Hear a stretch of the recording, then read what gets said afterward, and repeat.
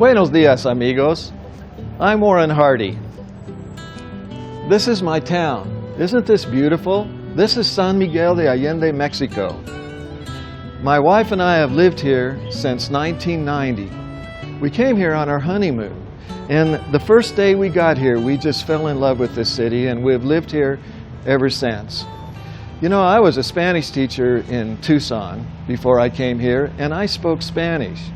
But I didn't really understand the Mexican people until I'd lived here for a while. You know, it seemed like in the beginning I was making all the mistakes.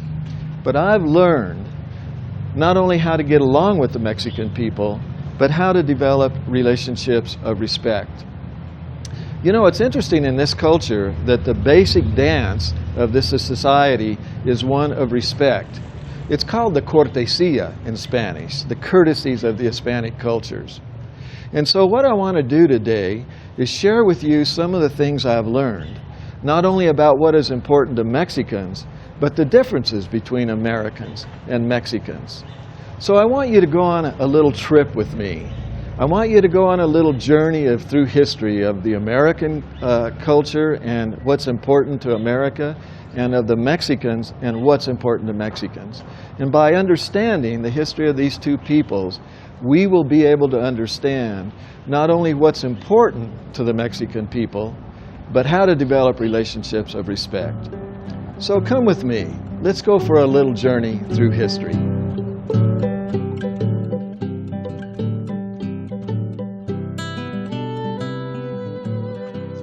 You know, before I start on this little journey through history, I want to quote a gentleman by the name of Jorge Castañeda. Jorge Castañeda was the Secretary of Exterior in Mexico. He's also one of the great intellects of Mexico, and he's written many books on Mexican and American relationships. And in his last book, Mañana Forever, he makes this quote. He says that the only problem between the United States and Mexico is that the United States refuses to recognize its history, and that Mexico refuses to forget its history. Wow, what an oversimplified statement about two very complex nations. But then he goes on to say that the reason that Americans refuse to acknowledge their history is because Americans are addicted to the mythology that they have no malevolence in their society. And then he goes on to say that the reason Mexicans cannot forget their history is because Mexico is a tribal nation, and tribes hang on to their pain through their stories. So, keep that in mind as we go along here on this journey of history. And so, here we go. Let's talk about the history of the United States. You know, I'm an American. I grew up in Winslow, Arizona. I was educated in that system. I went to college. And, you know, for me, history always seemed to disappear. I didn't put a lot of value on history because I, like most Americans, and probably like you, I'm a forward-looking person and I don't reflect much on history. But I do remember that Columbus sailed the ocean blue in 1492, and I remember that the Declaration of Independence was 1776. And of course, we all remember the Alamo. But there's much more to it than that. And it all started in 1620, when 107 pilgrims arrived at Plymouth Rock. There were 41 families in this first group, and these weren't desperate people that were escaping a difficult life. No, these people were highly educated. They brought tools, they brought seeds, they had a land grant of 83,000 acres. And when they arrived here, they were on a mission. You'll remember that the Church of England had become corrupt, and there was a movement to separate church from government. And so these people's mission from the very beginning was to get religious freedom, separate church from government. They wanted to form a democratic body, and they wanted to prosper. They believed that they were coming to the promised land, and if they lived God's law, that God would prosper them. The Puritan ethic said, hard work gives man dignity, and success gives him honor. Hard work gives man dignity, and success gives him honor. Calvin himself said that the more a man hath, the more he hath to do good with it. These people believed that they would, if they lived righteously, they would prosper. And so from the very beginning, they began to expand. They created the American dream. They believed that all people had certain inalienable rights of life, liberty, and the pursuit of happiness. And so everybody began to move forward with that idea in mind. And so these first Americans were independent thinkers. They were entrepreneurs, and they believed that righteous living and hard work would create prosperity for them. And so they began to move forward, and from the day one, they began to expand, and over the next 100 years, what they did is they grew from that small group of 107 to over 4 million people that now inhabited the 13 colonies. Huge amount of expansion in just 100 years. And then they had the War of Independence from England, 1776. Okay, they got their freedom from England. They moved forward farther. And then what happened is 1803, they had the Louisiana Purchase, where they gained 830,000 square miles from the French. The bells of San Miguel, aren't they beautiful? Well, anyway, the next thing that happened that was really significant is that James Madison was the president in 1812, and he created the concept of manifest destiny. And basically what he said, that it was America's manifest destiny to move and spread across the country from sea to shining sea in the great experiment of liberty. So Americans began to move west. And as they moved west, what happened is they began to move onto Mexican territory. So in 1848, we have the Mexican-American War. Now, what happened is that American citizens were moving onto Mexican land, and America felt a need to protect its citizens. So they created a land grab, basically, and in that land grab, which was called the Mexican-American War, they got the states of California, Arizona, New Mexico, and part of Colorado, over half of the geographic territory of the Mexican people. A little later, we'll talk about how Mexicans feel about that. But it's important to understand right now that America was in a period of expansion and growth. And the idea was to move from sea to shining sea. And so what happened then from 1840 to 1860, we have the California Gold Rush. And during that period of time, over 200,000 people moved into the state of California. And so look at this. Over a 200-year period, America moved from that group of 107 people to millions of people that now inhabited the American country from sea to shining sea. You know, those first Americans were independent thinkers. They were entrepreneurs, and they believed in expansion and growth. So, when you look at that short history of the United States, what do you think the core values of Americans would be? Well, ethnologists tell us that the number one core value of Americans is financial opportunity. Yes, making money is really important in America. Americans have developed a system in which people can work hard and make money. And Americans believe that if all people were as industrious and hardworking as themselves, they would prosper just like Americans. Number two, this was the one that cracks me up. The second core value of Americans is time and its control. And you know, after 25 years of living in Mexico, I still can't get rid of this watch. Time for Americans is critical. And there are more words in the American culture about time and its control than any other country in the world. Time is something to be on. Time is to be kept. Time can be saved. It can be used. It can be spent. Time can be wasted. It can be lost. Time can be gained. Time can be planned. Time can be given.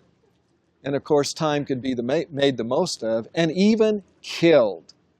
And of course, we all know in America that time is money. So time and its control is the second core value. And the third core value in America is individual freedom. Yes, those first forefathers were entrepreneurs, and they came here for individual freedom. And Americans have always been entrepreneurs. They have always taken credit for their success, believing that they, in the American dream, were able to create the life that they wanted. And so individual freedom is still the platform upon which most Americans live and upon which the American dream is based. So there you have it. There you have it. Financial opportunity, time and its control, and individual freedom. These are the core values of Americans. Well, I'm an American, and I certainly grew up with those core values in my home. I believed, and my parents told me, that if I worked hard, that I would be able to prosper. And of course, time is still important to me. So let's move on now, and let's talk about Mexico and the core values of the Mexican people. So come on, let's go and talk about Mexico.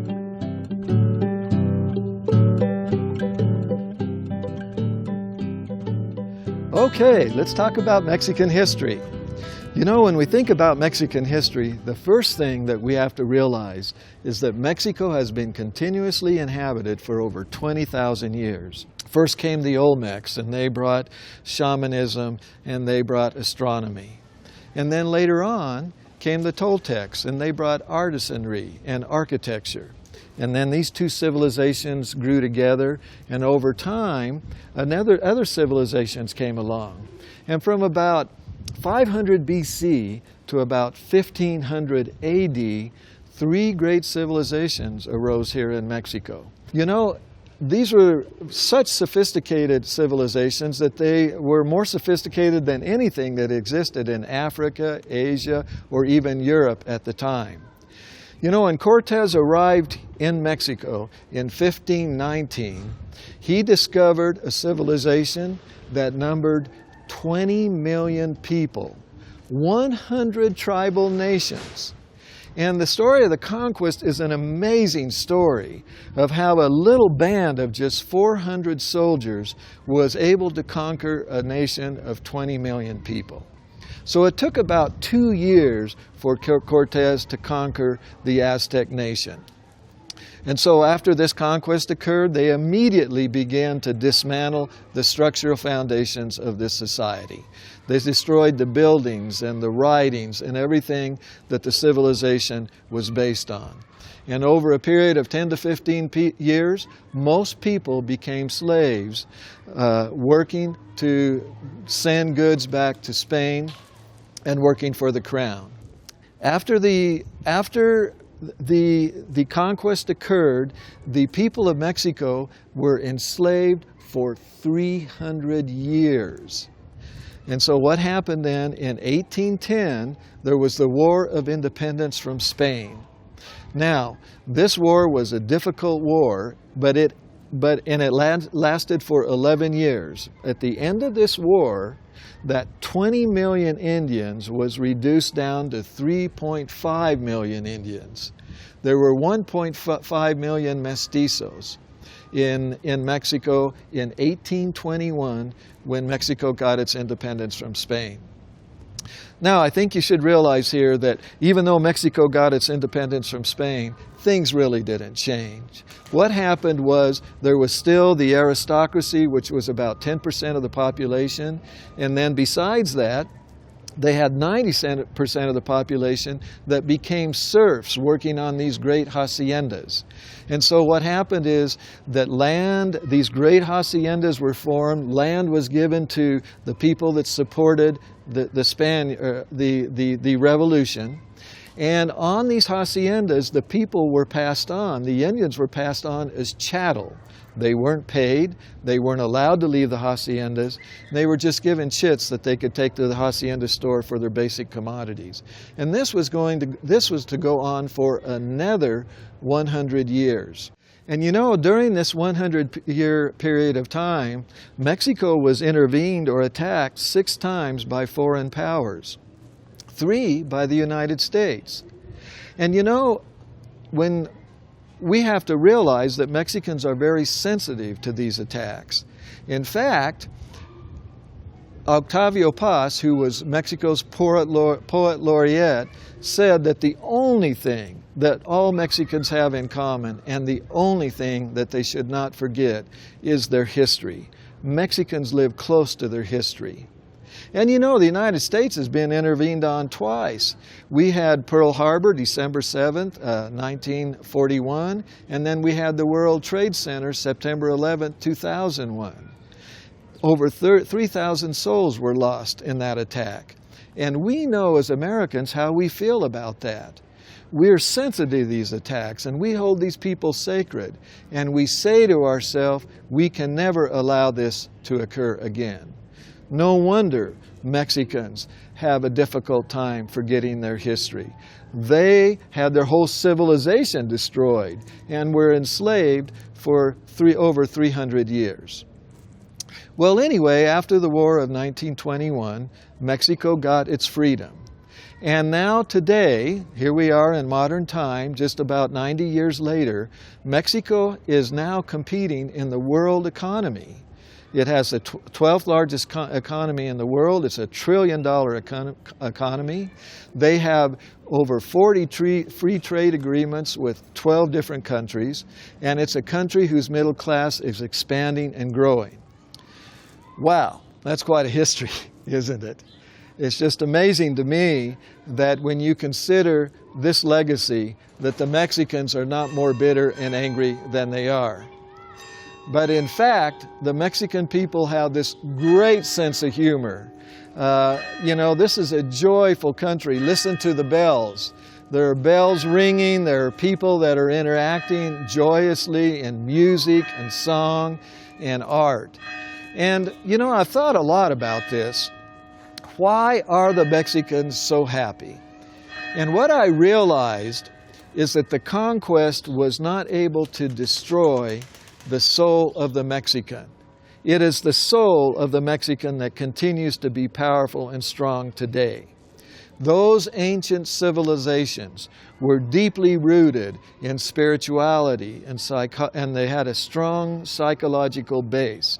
And so even though everything in the physical world was destroyed, they continued to maintain the soul or the power that came from within. So as soon as they got their independence and as soon as they got the use of land, Mexico began to flourish and to prosper. Now that's not to say that people did suffer for generations of time. And this suffrage through authoritarian rule did have its impact on the psyches of the Mexican people.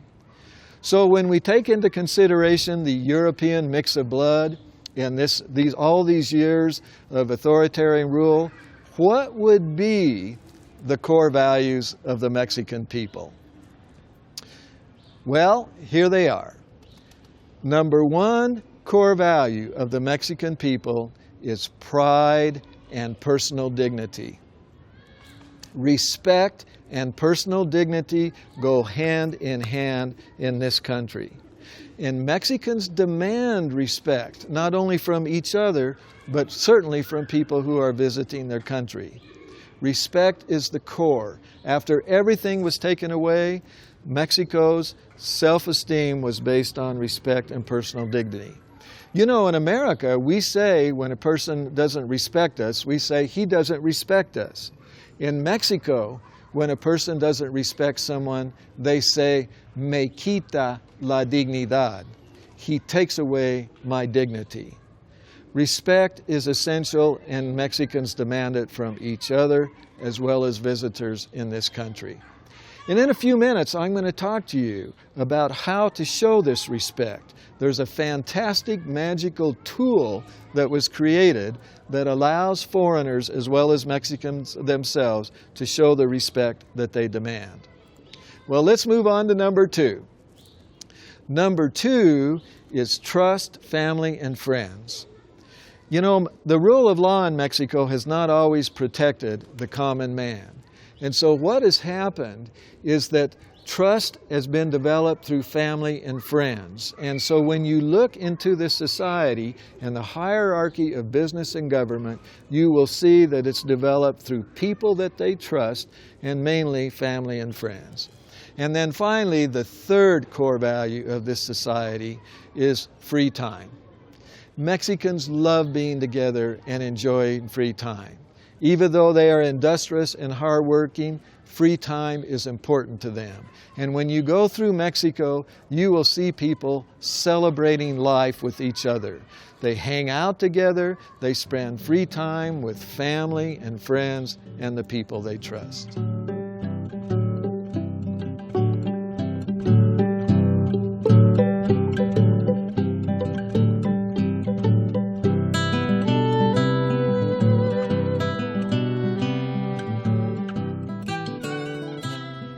Now, as a foreigner in this country, I have learned that it's really important to be able to express respect to people because it's the foundation of this culture.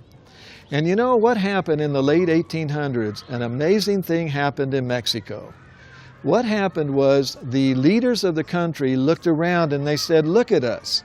We're a free nation, but we still are a nation of aristocracy and a nation of poor people and slaves, who are people who have no self-esteem or identity. And so what they did is they instituted a social protocol, or the cortesía, into this society. And it became the mother's job to teach the cortesía.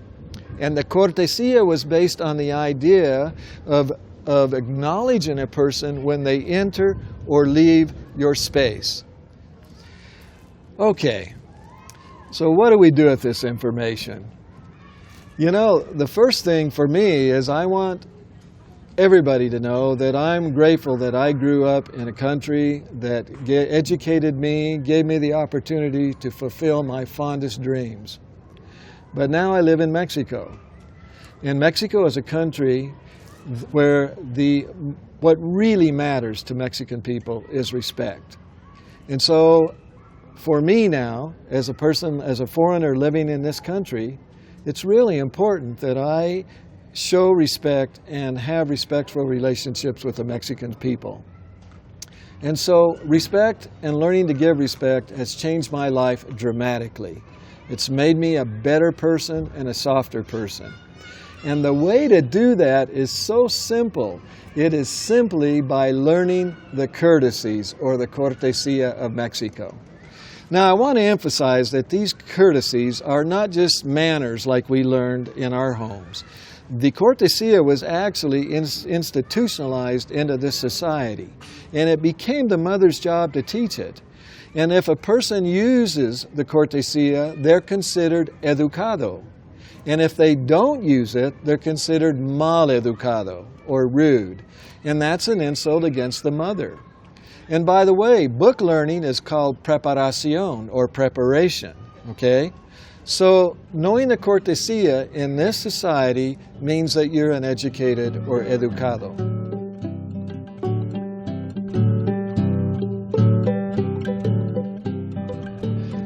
Okay, so I want to show you the cortesía. Now, the cool thing about the cortesía is that, again, it's not just manners, it is a specific protocol that's used, and there are 3 basic steps to it.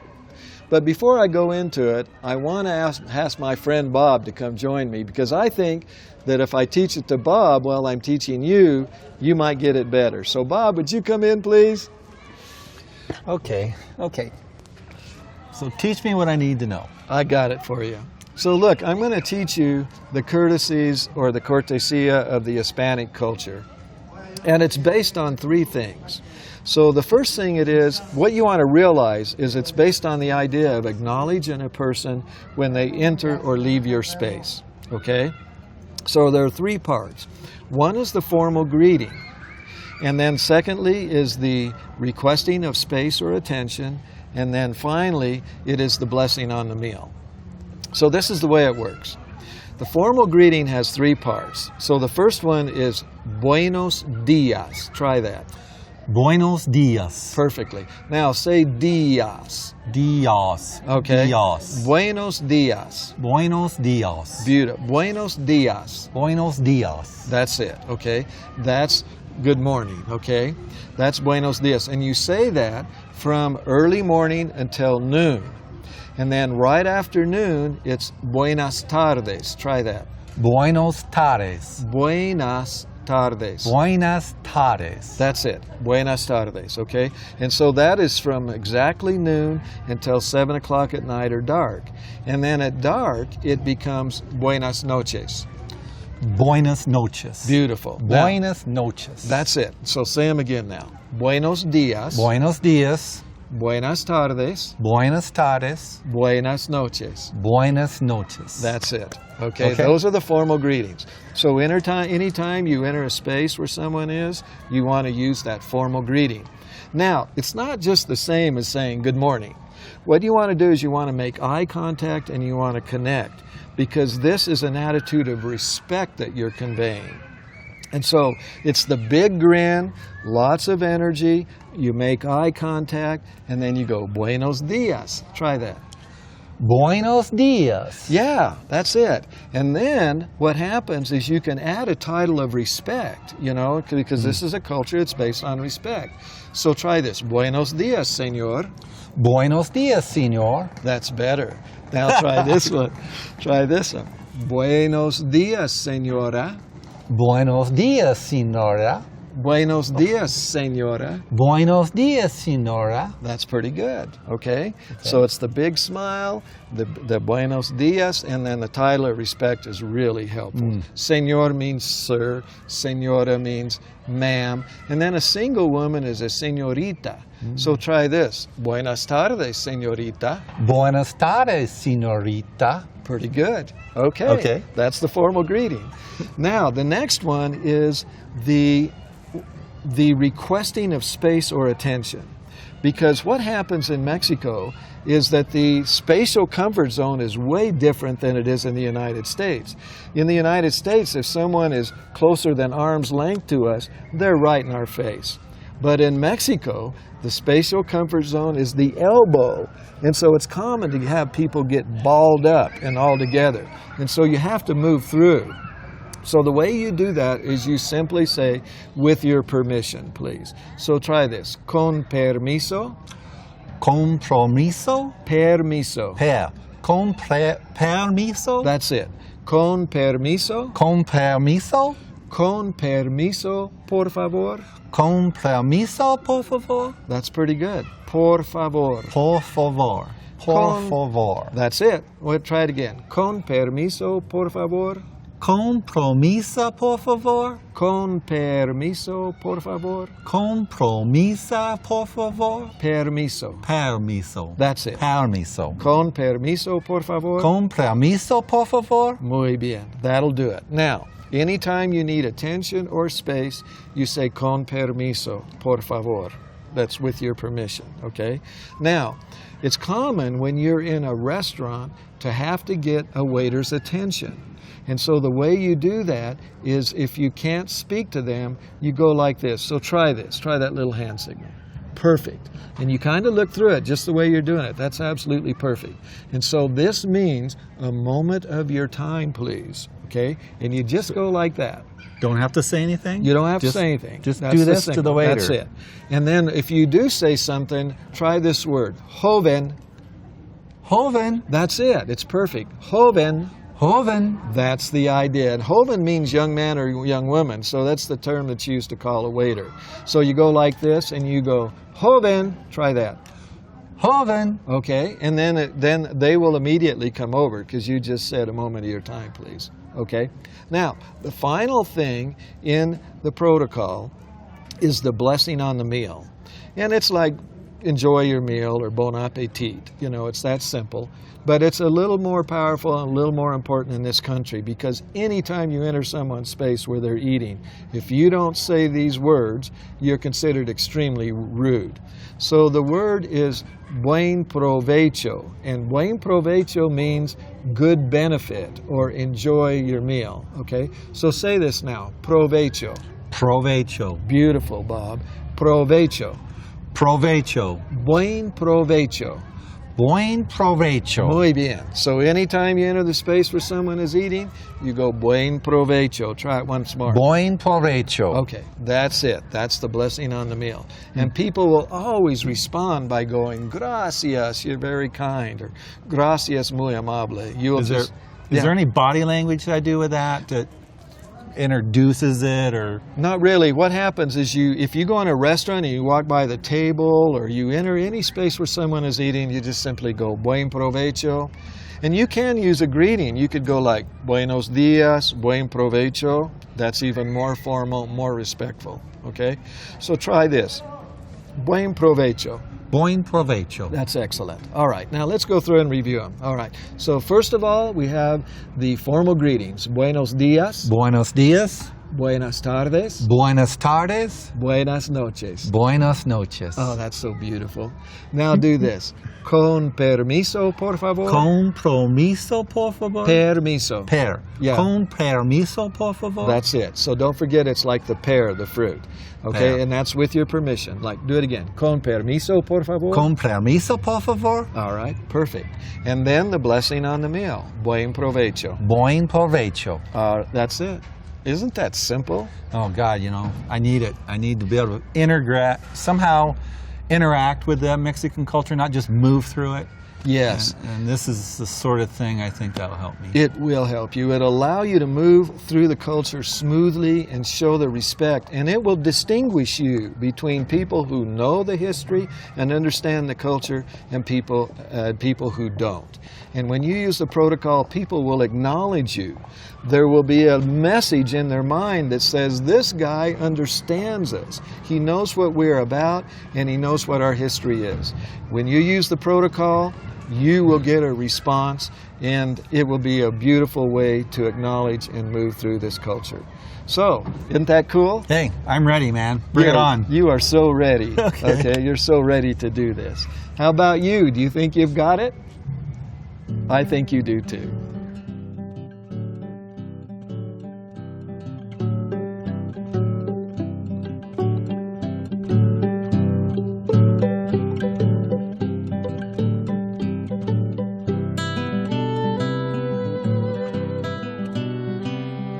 I've had a few days now to try out the cortesía, and I got to tell you, it's changed my experience here. Rather than move through the Mexican culture, I'm actually engaging in it. I'm getting responses from the Mexicans. I'm having them smile at me and react. I didn't get that before, but now that I'm doing this, I'm getting these reactions. I'm getting smiles. I'm getting what I want sometimes because I know what to say. I know how to interact. That's made the difference for me. And I'm really glad to learn it. I'm really glad to use it. I'm going to get better at it the more I use it too. As an example, buen provecho. At the restaurant, when I walk by somebody and I say buen provecho, they look at me and smile. Before, I just walk by them, they would walk by them, no interaction. Now, they're reacting to me. It's great. When I walk down the street and I need to move by somebody, I say con permisa, which means excuse me. They look up, they smile, they get out of my way. This has changed my life. I can't tell you the difference this can make. If you just know these few things, it makes the difference.